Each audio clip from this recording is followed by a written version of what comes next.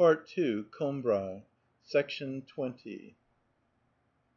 All day long during these walks I had been able to muse upon the pleasure that there would be in the friendship of the Duchesse de Guermantes, in fishing for trout, in drifting by myself in a boat on the Vivonne; and, greedy for happiness, I asked nothing more from life in such moments than that it should consist always of a series of joyous afternoons.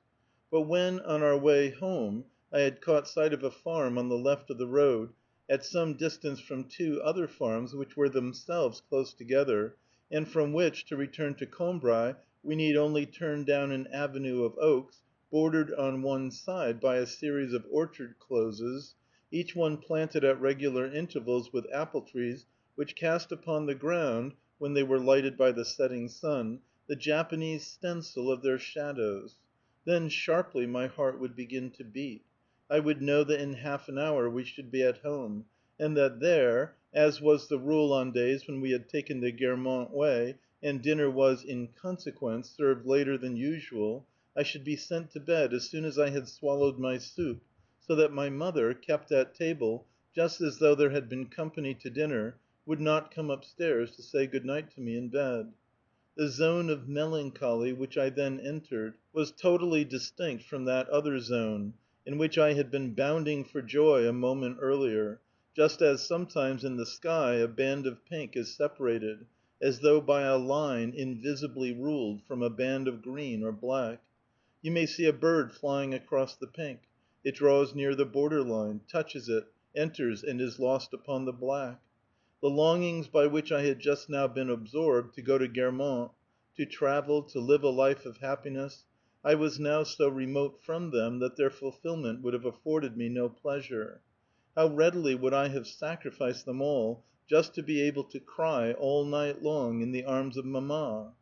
Shuddering with emotion, I could not take my agonized eyes from my mother's face, which was not to appear that evening in the bedroom where I could see myself already lying in imagination, and wished only that I were lying dead. And this state would persist until the morrow, when the rays of morning, leaning their bars of light, as the gardener might lean his ladder, against the wall overgrown with nasturtiums, which clambered up it as far as my window sill, I would leap out of bed to run down at once into the garden, with no thought of the fact that evening must return, and with it the hour when I must leave my mother. And so it was from the Guermantes way that I learned to distinguish between these states which reigned alternately in my mind, during certain periods, going so far as to divide every day between them, each one returning to dispossess the other with the regularity of a fever and ague. Contiguous, and yet so foreign to one another, so devoid of means of communication, that I could no longer understand, or even picture to myself in one state what I had desired or dreaded or even done in the other. So the Méséglise way and the Guermantes way remained for me linked with many of the little incidents of that one of all the diverse lives along whose parallel lines we are moved, which is the most abundant in sudden reverses of fortune, the richest in episodes, I mean the life of the mind. Doubtless it makes in us an imperceptible progress, and the truths which have changed for us its meaning and its aspect, which have opened new paths before our feet, we had for long been preparing for their discovery. But that preparation was unconscious, and for us those truths date only from the day, from the minute when they became apparent. The flowers which played then among the grass, the water which rippled past in the sunshine, the whole landscape which served as environment to their apparition, lingers around the memory of them still with its unconscious or unheeding air. And certainly when they were slowly scrutinized by this humble passer by, by this dreaming child, as the face of a king is scrutinized by a petitioner lost in the crowd, that scrap of nature, that corner of a garden could never suppose that it would be thanks to him that they would be elected to survive in all their most ephemeral details, and yet the scent of hawthorn which strays plundering along the hedge from which in a little while the dog roses will have banished it, a sound of footsteps followed by no echo, upon a gravel path, a bubble formed at the side of a water plant by the current, and formed only to burst. My exaltation of mind has borne them with it, and has succeeded in making them traverse all these successive years, while all around them the one-trodden ways have vanished, while those who thronged those ways, and even the memory of those who thronged those trodden ways, are dead. Sometimes the fragment of landscape thus transported into the present will detach itself in such isolation from all associations that it floats uncertainly upon my mind, like a flowering isle of Delos, and I am unable to say from what place, from what time, perhaps quite simply from which of my dreams it comes. But it is preeminently as the deepest layer of my mental soil, as firm sites on which I still may build, that I regard the Méséglise and Guermantes way. It is because I used to think of certain things, of certain people, while I was roaming along them, that the things, the people which they taught me to know, and these alone, I still take seriously, still give me joy. Whether it be that the faith which creates has ceased to exist in me, or that reality will take shape in the memory alone, the flowers that people show me nowadays for the first time never seem to me to be true flowers. The Méséglise way, with its lilacs, its hawthorns, its cornflowers, its poppies, its apple trees, the Guermantes way, with its river full of tadpoles, its water lilies, and its buttercups, have constituted for me for all time the picture of the land in which I fain would pass my life, in which my only requirements are that I may go out fishing, drift idly in a boat, see the ruins of a Gothic fortress in the grass, and find hidden among the cornfields, as Saint André du Champ lay hidden, an old church, monumental, rustic, and yellow like a millstone, and the cornflowers, the hawthorns, the apple trees which I may happen, when I go walking, to encounter in the fields, because they are situated at the same depth, on the level of my past life, at once establish contact with my heart. And yet, because there is an element of individuality in places, when I am seized with a desire to see again the Guermantes way, it would not be satisfied were I led to the banks of a river in which were lilies as fair or even fairer than those in the Vivants, any more than on my return home in the evening, at the hour when there awakened in me that anguish which later on in life transfers itself to the passion of love, and may even become its inseparable companion. I should have wished for any strange mother to come in and say good night to me, though she were far more beautiful and more intelligent than my own.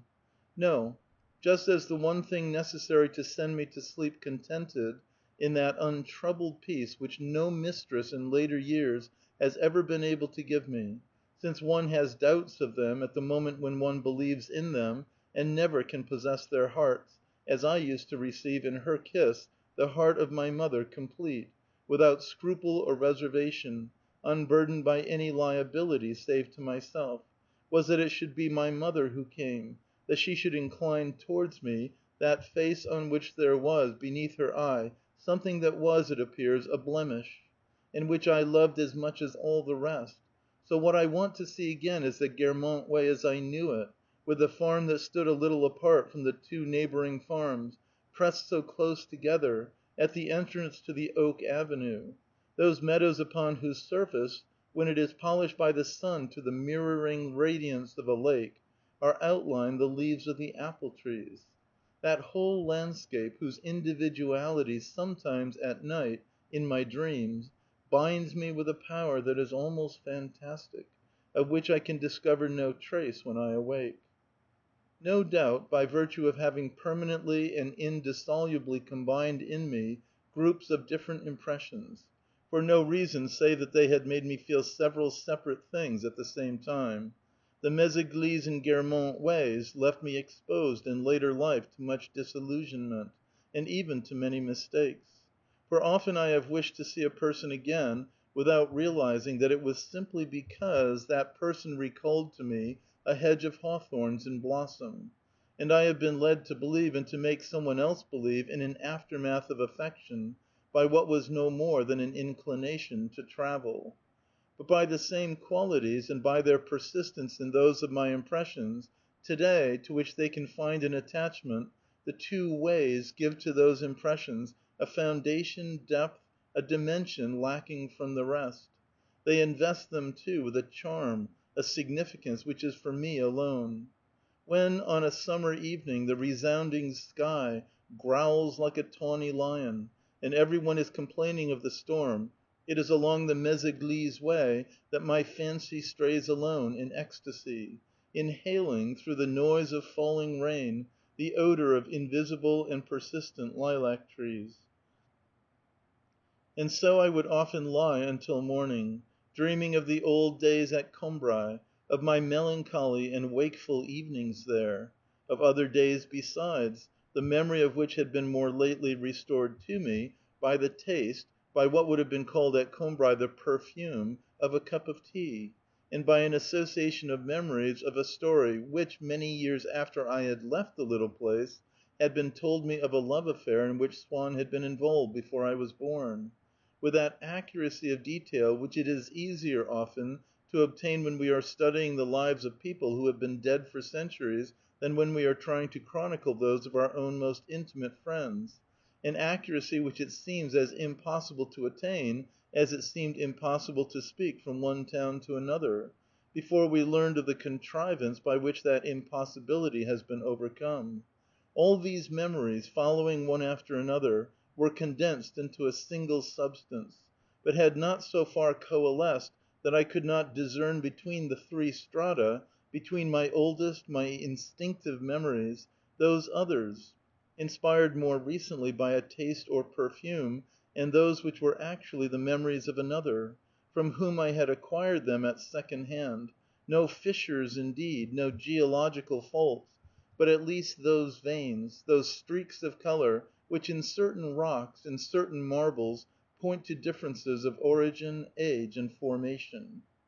It is true that when morning drew near I would long have settled the brief uncertainty of my waking dream. I would know in what room I was actually lying, would have reconstructed it round about me in the darkness, and fixing my orientation by memory alone, or with the assistance of a feeble glimmer of light, at the foot of which I placed the curtains and the window, would have reconstructed it, complete and with its furniture, as an architect and an upholsterer might do, working upon an original, discarded plan of the doors and windows, would have replaced the mirrors and set the chest of drawers on its accustomed site.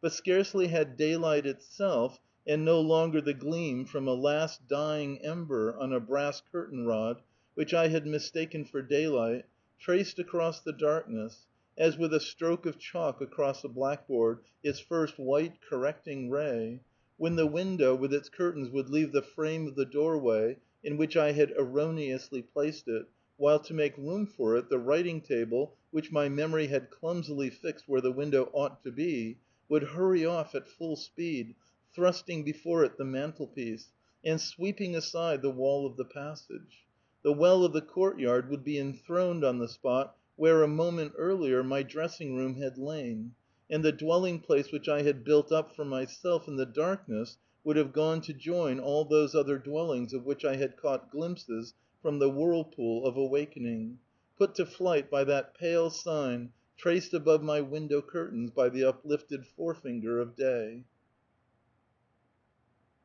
End of Combray, Part II of Swann's Way,